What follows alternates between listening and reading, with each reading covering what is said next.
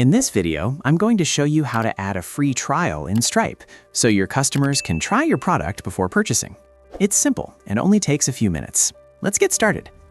First, log into your Stripe dashboard at stripe.com. Once you're inside the dashboard, make sure you already have a product and recurring price created. If not, go to Products, click Add Product, set the pricing model to Recurring, and save it. Now, to create a subscription with a free trial, go to the dashboard and click on the plus button, or Create, then select Subscription. In the subscription setup page, choose your customer and select the product with the recurring price you created earlier. Next, scroll down to the trial section. Here you'll see the option to add a free trial period. Enable the trial and enter the number of days you want to offer. For example, you can set it to 14 days for a 14-day free trial.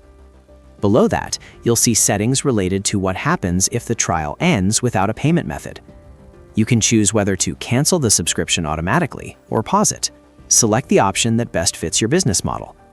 If needed, you can also enable automatic tax collection or configure taxes manually under the tax settings section.